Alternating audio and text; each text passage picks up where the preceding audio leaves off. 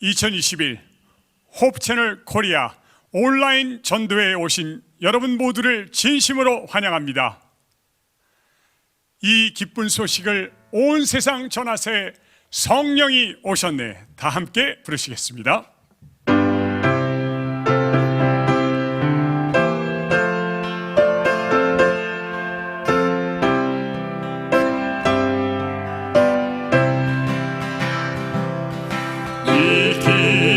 소식을 온 세상 전하세. 큰 환난 고통을 당하는 자에게 주 믿는 성도들 다 전할 소식은 성령이 오셨네. 성령이 오셨네. 내 주에 보내신 성령이 오셨네. 이 기쁜 소식을 온 세상 전하세. 성령이 오셨네.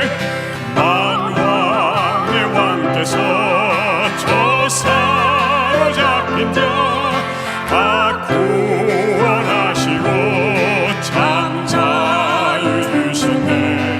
승리의 노래가 온 성에 들리니 성령이 오셨네. 성령이 오셨네. 성령이 오셨네. 내 주에 보내신 성령이 오셨네. 이 기쁜 소식을 온 세상 전하세. 성령이 오셨네.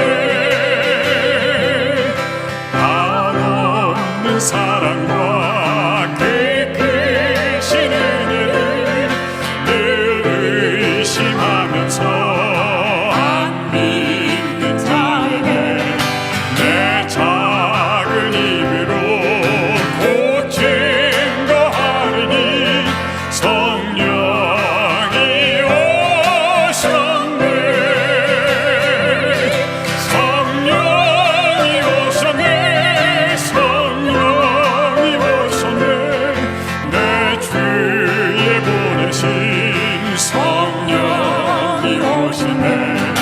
이 기쁜 소식을 온 세상 전하세. 성령이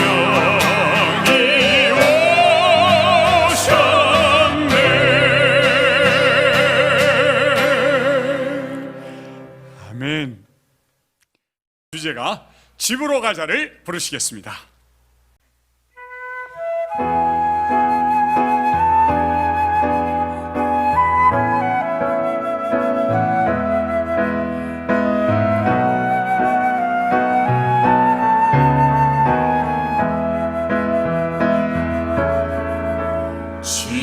집으로 가자. 집으로 가자. 이런 눈물 흘리지 않는 곳. 집으로 가자. 집으로 가자. 내 아버지 기다리시는 그곳에.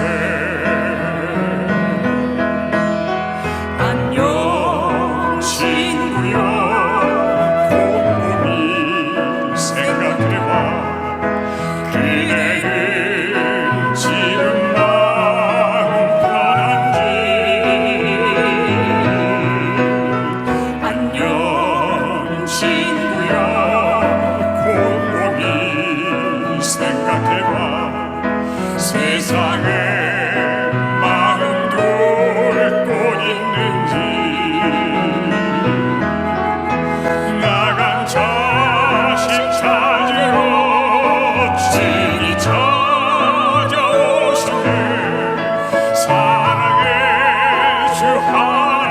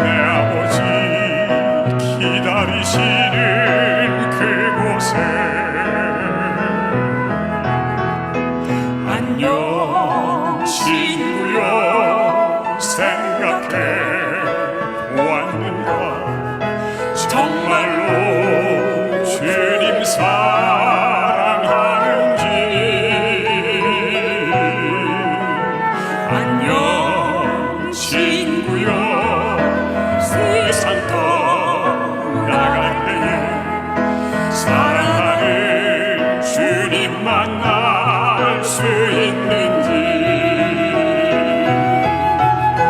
마음속 깊은 곳에 하나님이 계신가 희미한 예감으로 평안을 얻지 못해 예수님 알기 위해 얼마나 고민했나 아직도 이 세상을 그렇게 기대하나 집으로 가자 집으로 가자 이런 눈물 흘리지 않는 곳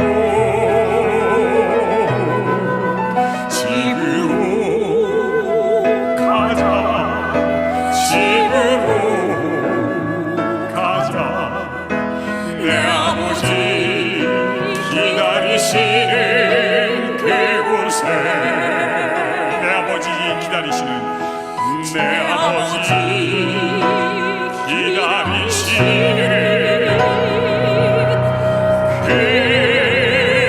그곳에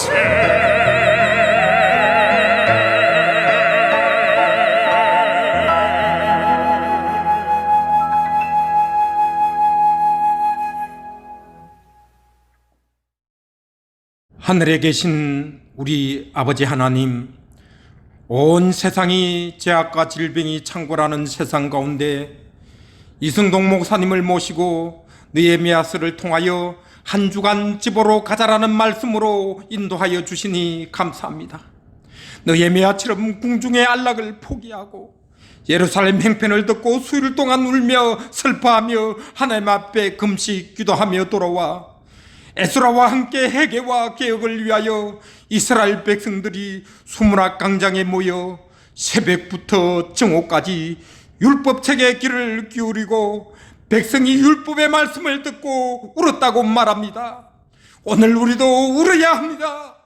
온라인 말씀 부흥 전도회가 수문학 광장이 되어 회개의 눈물이 내 자신의 흉악한 죄 때문에 울어야 하고 내 자신의 이기심과 못난 자아가 죽지 않아서 울고 교만하여 말씀과 율법 앞에 불순종한 죄 때문에 울고 나와 가족 자녀들을 세속에 물들도록 방치한 것 때문에 울어야 하며 나와 가족들에게는 아낌없이 희생하면서 하나님께 인색한 돈을 사랑한 죄 때문에 울어야 하며 교회에 나오긴 하지만 마음과 생각 없이 습관적으로 형식적으로 드린 예배 때문에 울어야 하고 나 한 사람 때문에 교회가 경건치 못하고 부흥하지 못하는 것 때문에 울어야 하며 그 엄청난 십자가의 구원을 값싸게 여긴 죄 때문에 가슴을 치며 울고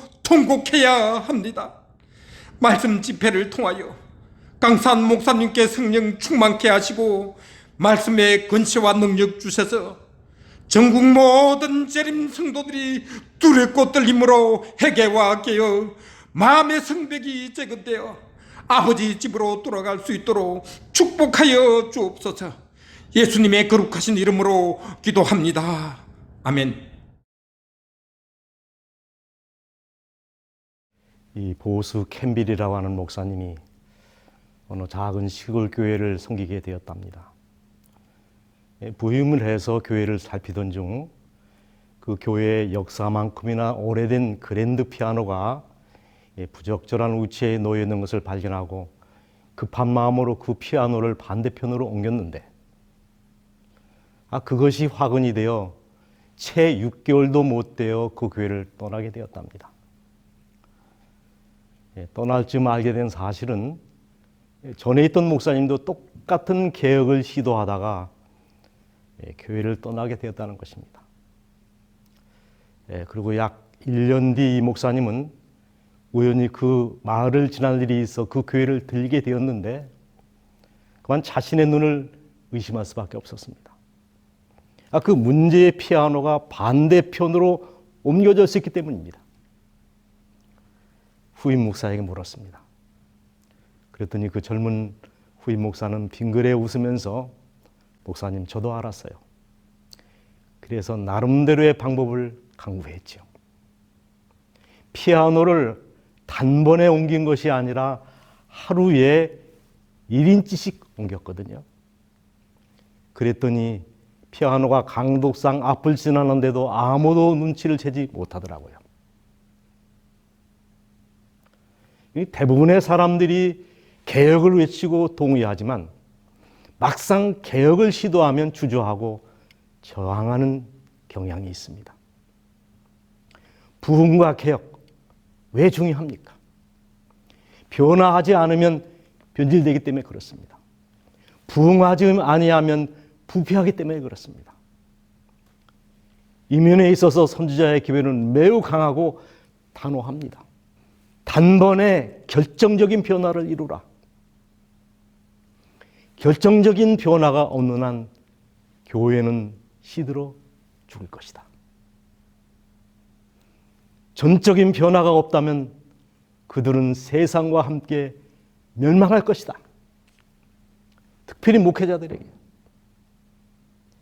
목회 사역에는 결정적인 변화가 일어나야 한다. 변화와 개혁을 축구하는 말씀입니다.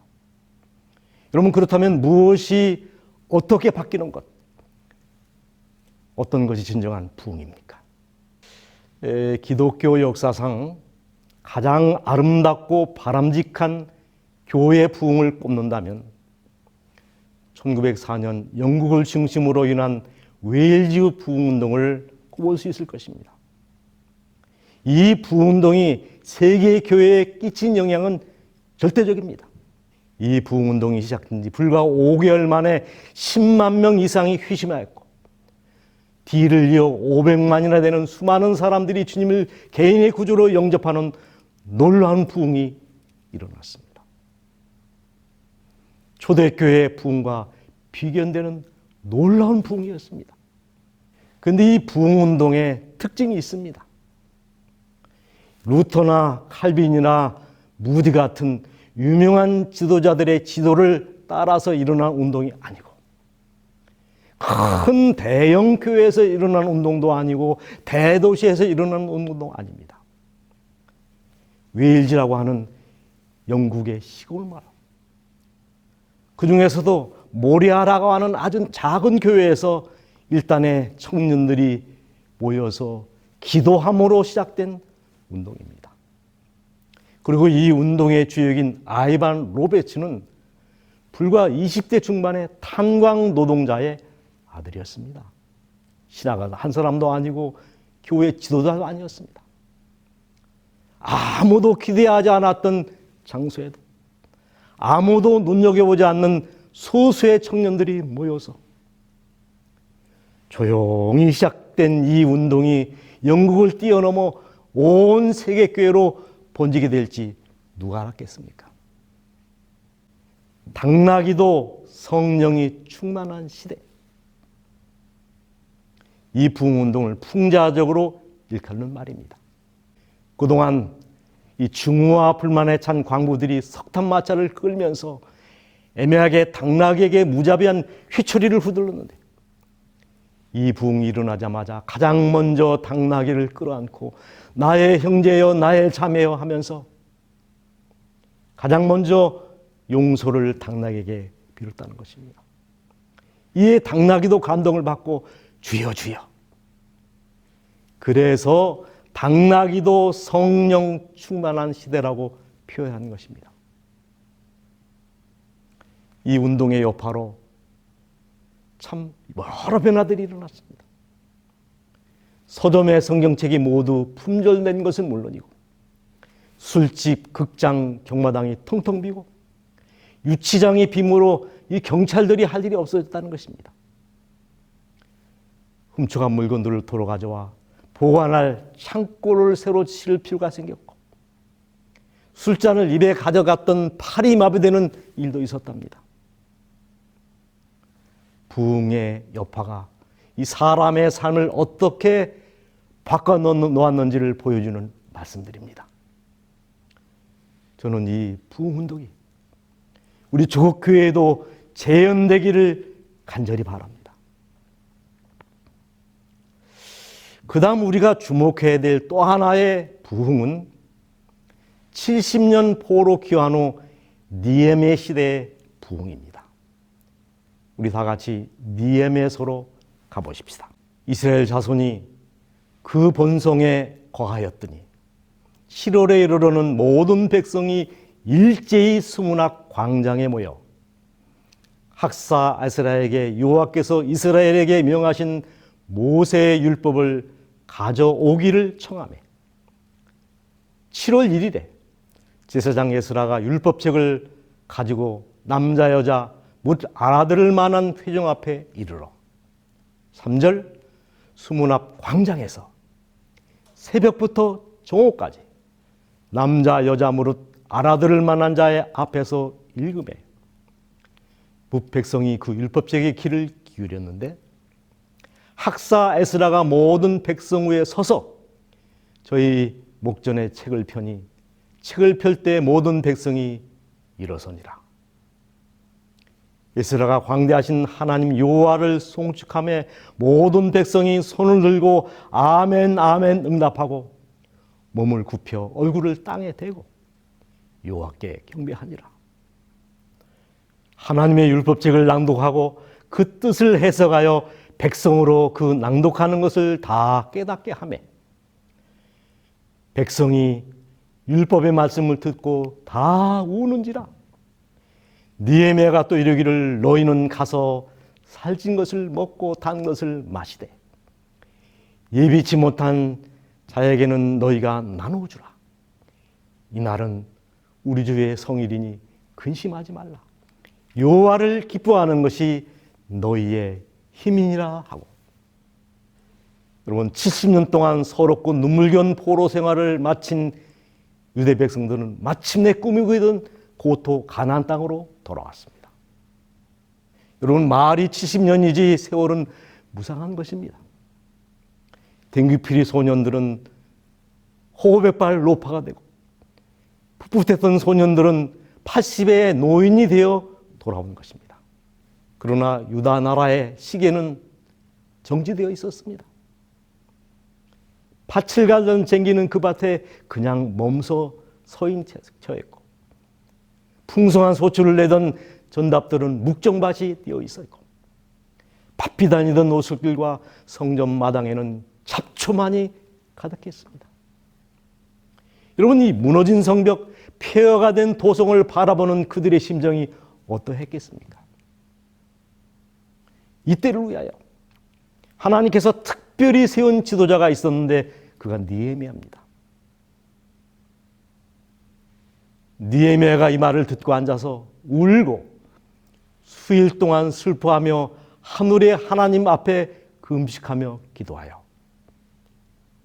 사실 니에미야는 제사장이나 서기관, 녹봉을 받던 랍비가 아니었습니다. 바벨론에서 태어난 포로 2세입니다.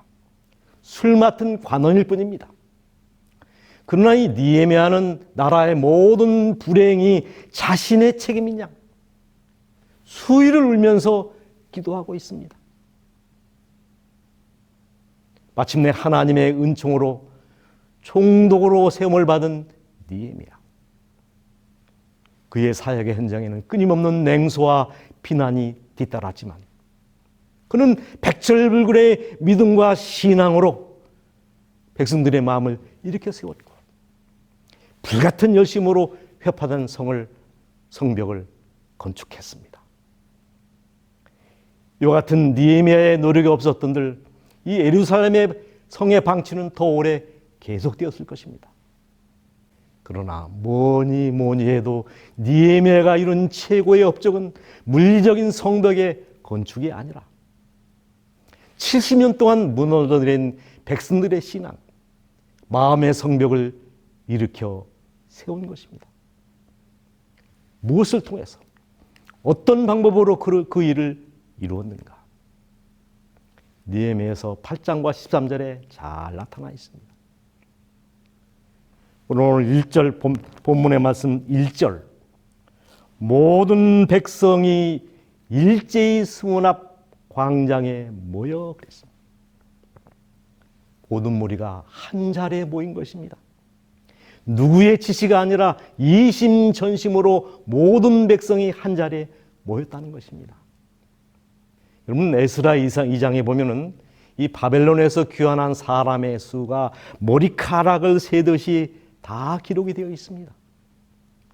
제사장이 4,289명, 백성의 수가 42,306명, 합계가 46,000여 명입니다. 여러분, 일단 모여야 역사가 일어납니다. 아니, 여러분, 모이는 자체가 부흥이 아닙니까? 우리는 지금 모이는 자체가 부담스러운 세상에 살고 있습니다.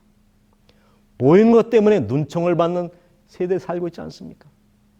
모이기를 피하는 어떤 사람의 습관과 같이 하지 말고 오직 권하여 그날이 가까움을 볼수록 더욱 그리하자. 그 다음에 그들이 한 일은 1절 하단입니다. 학사 에스라에게 율법책을 가져오기를 청하며 그랬습니다. 여러분, 이 성벽 공사는 한 달 만에 단숨에 마칠 수 있는 간단한 공사가 아닙니다. 그러나 그들은 불같은 열심으로 52일 동안 불철주야 온 백성들이 하나가 되어 대업을 이루고 그 역사를 피력했습니다. 때문에 그들은 매우 지쳐 있었습니다. 그러나 그들이 절실히 원하는 것은 느긋한 쉼도 거창한 중공식도 신명나는 축제도 아니었습니다. 하나님의 말씀에 대한 갈망이었습니다. 그동안 이스라엘 백성들은 하나님의 율법을 거의 잊은 채 살았습니다. 율법을 외면하고 형편 따라 적당히 살았습니다. 형편 따라 살다 보니 그들의 형편이 없어졌습니다. 여러분, 그런 영적인 공고함을 직시하고 느헤미야가 가슴을 치며 드렸던 기도가 바로 이것입니다. 종이 주의 종 이스라엘 자손을 위하여 주야로 기도하며 이스라엘 자손의 주 앞에 범죄함을 자백하오니 주는 귀를 기울이시며 눈을 여시사 종의 기도를 들으시옵소서. 나와 내 아버지의 집이 범죄하여 주를 향하여 심히 악을 행하여 주의 종 모세에게 주께서 명하신 계명과 율례와 규례를 지키지 아니하였나이다. 여러분, 기억하십시오. 우리가 하나님을 외면하면 하나님도 우리를 외면하십니다. 우리가 하나님의 율법을 버리면 하나님도 우리를 버리시는 것입니다. 우리가 하나님의 율법을 잘 지키지 아니하면 하나님도 우리를 지켜주지 아니하십니다. 우리가 하나님의 율법을 잊으면 하나님도 우리를 잊으신단 말입니다. 여러분, 무엇이 부흥입니까? 말씀에 대한 부흥이 진정한 부흥이라고 생각합니다. 교회정원 7권 70페이지 말씀. 성경의 한 문장은 사람의 일만 사상과 이론보다 더 가치가 있다. 3절의 말씀입니다. 수문 앞 광장에서 새벽부터 정오까지 남자 여자 무릇 알아들을 만한 자 앞에서 율법책을 읽으매 그랬습니다. 이 수문 앞 광장은 이게 편히 앉아서 말씀을 들을 수 있는 것이 아닙니다. 말 그대로 야외 광장입니다. 에어컨이 있는 것도 아니고 음향시설이 갖춰진 것도 아닙니다. 하늘에서 비가 내리면 그것을 다 맞아야 되고, 아시는 것처럼 이스라엘 나라의 7월은 폭염 수준의 날씨입니다. 그 따가운 햇볕 아래서 새벽부터 정오까지 장장 6시간 앉지도 못하고 다 일어서서 말씀에 귀를 기울이고 있습니다. 그럼 우리는 어떻습니까? 시간이 조금만 지나면 12시간 넘으면 삐삐 무언의 항의가 시작됩니다. 우리나라뿐만 아니더라고요. 제가 인도네시아 친구 얘기를 들어보니 거기서는 12시가 넘으면은 사회 보는 장로님이 먼저 일어나서 집에 가버린답니다. 3절의 말씀, 율법책을 읽음에 그랬습니다. 이 당시의 예배법은 율법책을 그냥 읽는 겁니다. 주석을 붙이거나 예화를 섞어 하는 구성진 설교가 아닙니다. 어찌 보면 참 따분한 일이죠. 더 큰 문제는 에스라가 읽고 있는 경의 말씀을 알아듣는 사람이 많지 않았다는 것입니다. 왜냐하면 대부분의 이 포로 2세들이기 때문에 통역이 필요했단 말입니다. 그럼에도 딴청 피우는 사람이 단 한 사람도 없었습니다. 모두가 다 숨을 죽이고 길을 쫑긋 세우고 까치발을 들고 시선을 집중하여 장장 6시간 동안 마음을 기울여 하나님의 말씀을 듣고 있는 모습들을 여러분 한번 상상해 보시길 바랍니다. 여러분, 무엇이 진정한 부흥입니까? 저들처럼 하나님의 말씀을 목말라 하는 것입니다. 사슴이 시냇물을 찾기에 갈급한 같이 내 영혼이 주를 찾기에 갈급하나이다. 금 곧 많은 정금보다 더 사모할 것이며 꿀과 송이꿀보다 더 달도다. 내 눈이 주의 구원과 주의 의로운 말씀을 사모하기에 피곤하나이다. 내가 주의 계명을 사모함으로 입을 열고 헐떡거렸나이다. 선지자는 이렇게 우리에게 촉구합니다. 그대들은 과거에 결코 연구한 적이 없었던 그런 정도의 열정으로 성경을 연구하라. 마치 숨은 보화를 찾듯이 말씀을 연구하라. 그 다음에 5절입니다. 저희 목전에 책을 펴니 모든 백성이 일어서니라. 최고의 존경의 표현입니다. 6절 모든 백성이 손을 들고 했습니다. 이 손을 들었다고 하는 것은 항복의 표시입니다. 6절 아멘 아멘 응답하고 감동, 동의, 결심을 표현하는 말이 아멘입니다. 이 현대 교회의 비극이 무엇일까? 죽은 설교자가 죽은 교회를 향하여 죽은 설교를 하고 있다. 누군가 그렇게 얘기했어요. 어떤 교회에서 예배 도중에 마이크가 꺼졌답니다. 뒤에 있던 성도 하나가 일어나서 소리를 쳤습니다. 목사님, 소리가 안 들립니다. 크게 좀 말씀해 주세요. 그랬더니 맨 앞에 앉아있던 성도가 벌떡 일어나서 이렇게 소리를 쳤답니다. 차라리 안 들리는 게 나아요. 감동이 없는 설교를 하는 설교자도 문제고, 그렇다고 아멘하지 않는 성도도 문제입니다. 저 충청도의 어느 장로님은 이 설교를 듣는 중에 은혜가 되면은 맨 앞자리에 앉으셔서 하고 감동을 표현하십니다. 그래서 그 교회는 아멘이 아니라 모든 성도들이 이렇게 표현을 해요. 그 앞에 회장님이 그러시더라고요. 아무리 설교를 못하는 목사님들도 그 교회에 가서 설교를 하면 자신이 대부흥사가 된 것처럼 착각을 한답니다. 여러분, 죽은 사람은 말이 없고 반응이 없는 것처럼 죽은 교회는 아멘이 없습니다. 부도난 공장이 조용하듯이 아멘이 없는 교회가 죽은 교회 아닙니까? 생명의 말씀이 선포될 때 그대의 감동을 받았음을, 그대가 하늘로 오는 기별을 받고 있다는 것을 표현하라 그랬습니다.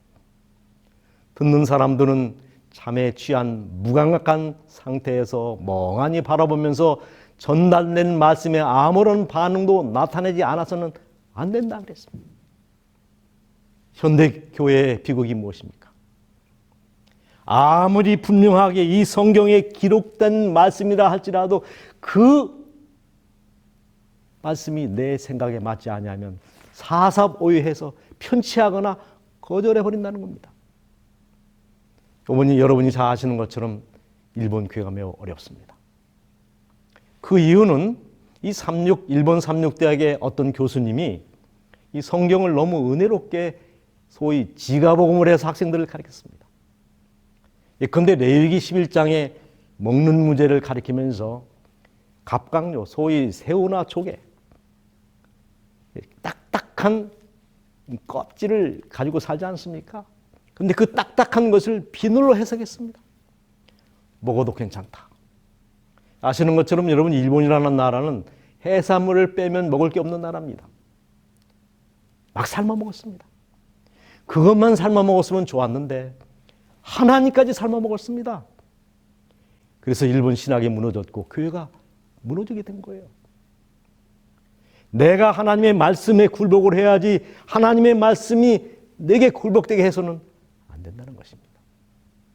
하나님의 율법책을 낭독하고 그 뜻을 해석하여 백성으로 그 낭독한 것을 다 깨닫게 하며 같이 모여서 같이 말씀을 듣고 같이 감동을 받고 같이 깨닫고 다 같은 이해의 지평에 올랐습니다. 성령의 은혜지요. 결과 어떤 일이 벌어졌습니까? 9절입니다. 백성들이 말씀을 듣고 다 함께 우는지라 그랬습니다. 이 성경에는 이스라엘 백성들이 2번 운 기록이 있습니다. 바벨론 강가에서 고향을 그리워하며 울었고, 그런데 지금은 왜 울고 있습니까? 말씀의 감동 때문에 울고 있습니다. 율법 앞에 다시 서고 하나님의 율법을 다시 듣게 되었다는 감격의 눈물이었습니다. 유다 백성들은 70년 포로 생활 동안 말씀이 없는 삶, 예배가 없는 삶이 얼마나 곤고하고 허전한지를 뼈저리게 배우고 돌아왔습니다. 그들이 작정하고 온 거 아닙니다. 이신전심으로 모두가 같이 울었습니다. 여러분, 무엇이 부흥입니까? 사람을 모아놓고 소리를 지른다고 부흥이 오는 것이 아닙니다. 흐느끼는 영혼이 말씀으로 돌아갈 때 바로 그곳에서 부흥이 일어납니다. 이것이 바로 말씀의 부흥입니다. 설교 시간에 딴전 피우던 사람이 맨 앞자리에 앉기를 좋아하고, 교과 공부를 등한히 하던 사람이 깨알처럼 밑줄을 쳐서 공부를 하고, 고든 기별에 반항하던 사람이 열심히 있는 개혁자가 되고, 이 성령만 펴면 잠이 오던 사람이 밤을 씻으며 말씀을 연구하고, 문자만으로만 다가오던 말씀이 한간의 의미까지 깨달아지고, 말씀을 읽을 때 내 마음에 뭉게의 구름처럼 감동이 피어오르고, 신간 예언의 신이 나오면 가장 먼저 달려가서 그 책을 사서 읽고,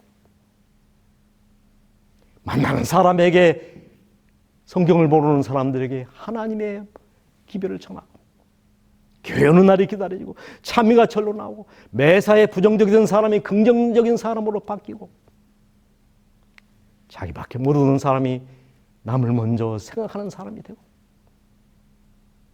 들쭉날쭉하던 사람이 믿어온 사람이 되는 것. 성령만 펴면 감동에 되어 자꾸 눈물이 흐르는 그런 사람. 여러분, 도대체 언제부터 우리의 신앙이 이렇게 부도가 났습니까? 우리는 언제까지 이렇게 감격 없는 신앙에 휘둘려야 합니까? 말씀을 멀리 했기 때문이죠. 그래서 우리의 신앙이 산성화되고 각주화된 것입니다. 저는 한국교회에 저희 가정에 이런 부흥이 왔으면 참 좋겠습니다. 이 대부분의 집회는 감동을 받고 눈물 몇 방울 흘리고 끝나버리는 것이 일반적인데, 이 집회는 그렇게 끝나지 않습니다. 7월 1일에 시작된 이 수문합 집회는 안식일을 지나고 7월 10일 대속죄를 지나 그달 24일까지 이어집니다. 느헤미야 9장 1절로 6절의 말씀입니다. 그달 24일에 이스라엘 자손이 다 모여 금식하여 굵은 배를 입고 티끌을 무릅쓰며 모든 이방 사람과 절규하고 서서 자기의 죄와 열조의 허물을 자복하고 이날에 낮 사본지에 이른 그 초소에 서서 그 하나님 여호와의 율법책을 낭독하며 그 하나님 여호와께 경배하였는데, 그리고 이 회개 운동은 느헤미야 13장의 개혁 운동으로 이어졌습니다. 루터의 종교개혁과 맞먹는 대종교개혁입니다. 먼저는 도비아의 방을 쓸어버려 성전을 깨끗이 정리를 하는 성전개혁,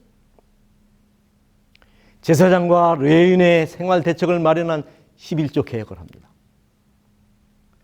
그리고 그동안 철저히 지키지 못했던 안식일 개혁을 시도했습니다. 그 다음에 이방인들과의 통혼을 금지하는 가정개혁을 그들이 시작했습니다. 개혁이 따르지 않는 회개는 참된 회개가 아니다. 그리스도의 의는 잡아가지 않고 버리지 않는 죄를 덮는 가면이 아니다 그랬습니다. 그대의 삶에 전적인 변화가 일어나지 않는 이상 그대는 그대가 머무는 교회의 저주거리가 될 것이다. 1623년 영국이 영적으로 매우 어려울 때 한 경건한 농부가 하나님께 간절히 무릎 꿇고 기도했습니다. 하나님, 우리나라 영국이 참 어렵습니다. 나라가 어렵고 교회가 어렵습니다. 이 나라에 모세와 같은 훌륭한 지도자, 나라를 구할 희망을 제시해 줄 수 있는 능력 있는 지도자를 보내주십시오. 당장 하늘에서 응답이 왔습니다. 위대한 지도자, 선한 일꾼을 찾느냐? 네, 그렇습니다. 우리 교회에 그런 지도자를 주십시오. 그 사람이 바로 너다! 코르멜 장군의 이야기입니다. 그렇습니다, 여러분. 누군가 고집스러운 자아를 내려놓고 주님 앞에 자신을 굴복하는 순간 부흥은 시작됩니다. 누군가 무릎을 꿇고 회개의 눈물을 흘리는 순간 부흥은 시작된다는 사실을 기억해 주십시오. 누군가 골방에 앉아 하나님의 말씀인 성경을 펴는 순간, 그리고 아멘, 아멘을 하고 감동을 고백하는 순간 부흥은 시작되는 것입니다. 그때 여러분과 제가 흘리는 눈물이 바로 늦은 비의 시작이 되는 것입니다. 부흥은 어느 시대에 어떤 사람, 어떤 지위에 앉은 사람의 전유물이 아니라 겸허하게 무릎을 꿇고 기도하는 사람의 기도의 응답인 것입니다. 그렇습니다. 누구라도 하나님께 마음을 들여 헌신하면 하나님은 그 사람을 통하여 위대한 일을 이루십니다. 바로 그 사람이 개혁자이고 그 사람이 그 시대의 지도자입니다. 위대한 지도자, 선한 일꾼을 찾느냐? 그 사람이 바로 너다. 크로멜 장군에게만 하시는 말씀이 아니라 오늘 이 말씀을 듣고 있는 여러분을 향하여 말씀하십니다. 그 사람이 바로 너다.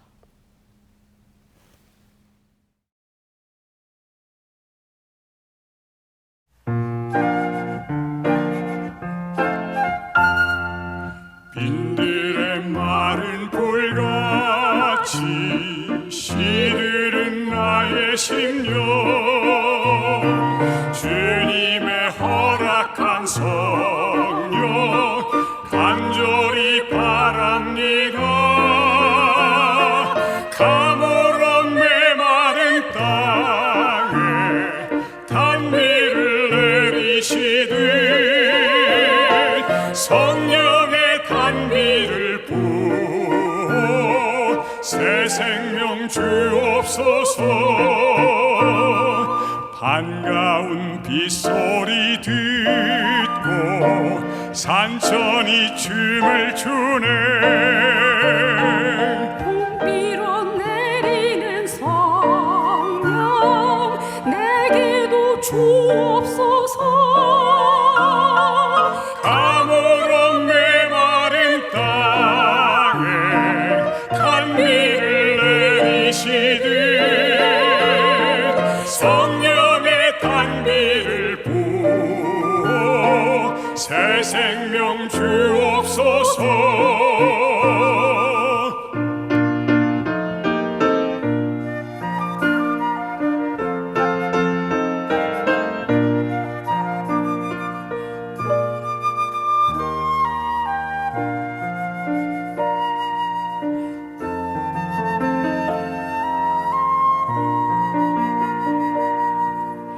참되신 사랑의 언약 어길 수 있으리요.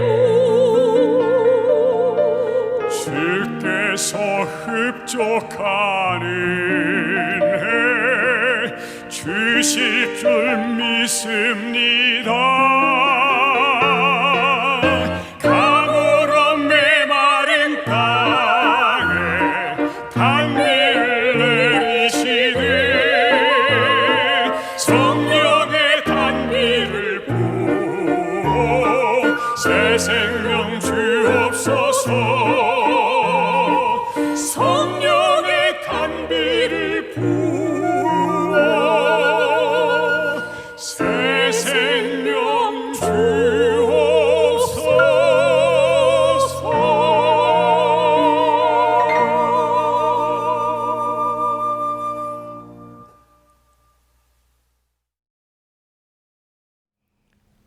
아버지, 이 땅에 부흥을 주시옵소서.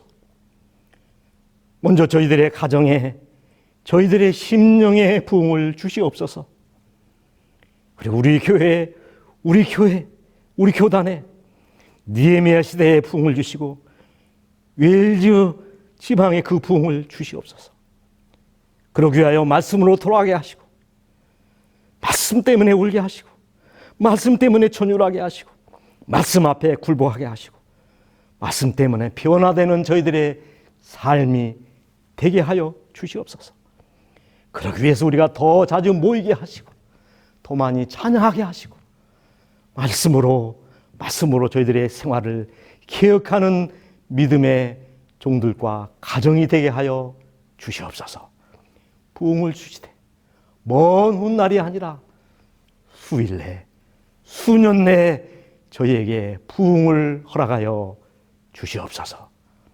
예수님의 이름으로 기도하옵나이다. 아멘.